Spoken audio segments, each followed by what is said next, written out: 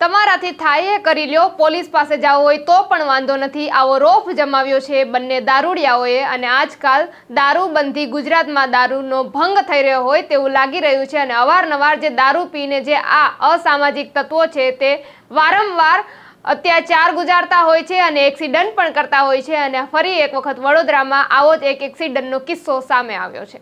વૈષ્ણવજન તો તેને કહીએ જે પીડ પરાઈ જાનાને રે।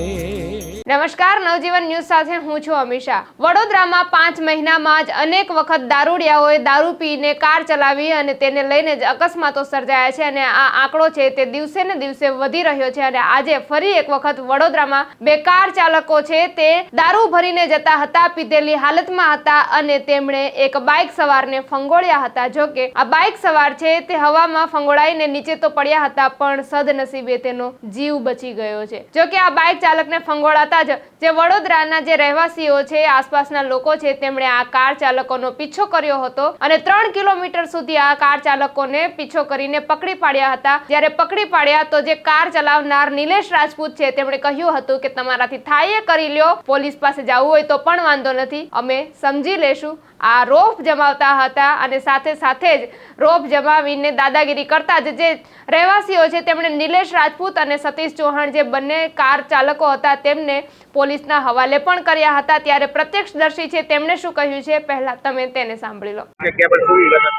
અમે એરપોર્ટ ગેટ જૂનું એરપોર્ટ કરું એના ગેટની બહાર બાકડા પર બેઠા હતા। ગાડી વાળો એકદમ રમફાટ આવ્યો અને પેલા જે દાદા સાઈડમાં જતા હતા એ દાદાની ઉપર આને ગાડી ચડાવી દીધી અને દાદા હવામાં ઉછળીને નીચે પડ્યા। કુદરત સારું છે કે ભાઈ એમને કશું વાગ્યું નહીં। મારા ભાઈબંધને ત્યાં બેસાડીને ગાડીનો પીછો કરવા ગયો તે એરપોર્ટ સર્કલ પર એને મારા પર ગાડી ચડાવી દીધી અને જે એરપોર્ટના સીસીટીવીમાં દેખાશે અને ત્યાંથી એરપોર્ટથી પણ ત્યાં ગાડી ભાગ્યો। હું પાછું મારું એક્ટિવા લઈને એની પાછળ ભાગ્યો ને અત્યારે અહીંયા વારસિયા રિંગ રોડ પર એને પકડ્યો અને વારસિયા રિંગ રોડ પર અહીંયા ખાલી પોલીસને બોલાવીને એમને ગાડીમાં કેટલા માણસ? ગાડીમાં 2 માણસ હતા અને એ લોકો દારૂ પીધેલા હતા ને એ બધું અંદર પડેલું છે અને કોઈ ધાક ધમકી પણ આલતા હતા। ધાક ધમકીમાં એવું કહેતા હતા કે તો કોઈ વાંધો નહીં, તમારે પોલીસ સ્ટેશન જવું હોય તો ચલો, અમે બધું અમારી રીતે કરી દીધું છે।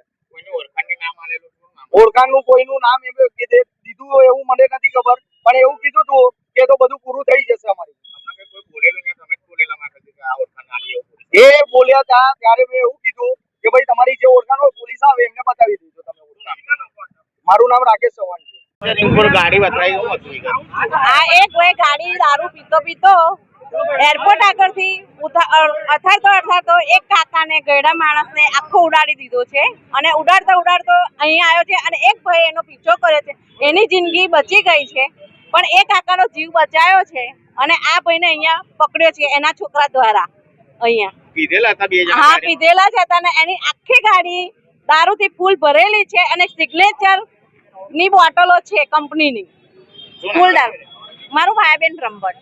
પ્રત્યક્ષદર્શીઓને પણ સાંભળ્યા, તેમણે કહ્યું છે કે કારમાં દારૂ ભરેલી હતી અને પોલીસે પણ કહ્યું છે કે દારૂની બોટલો પણ મળી આવી છે અને અનેક ગુનાઓ હેઠળ તેમના સામે કાર્યવાહી પણ કરવામાં આવશે। પણ સવાલ અહીં એ થઈ રહ્યો છે કે આ દારૂડિયાઓ કહી રહ્યા હતા કે તમારાથી થાય એ કરી લો, અમે સમજી લેશું, તો શું તે પણ કોઈ છાડછેડ કરીને પોલીસને હપ્તા આપતા હશે?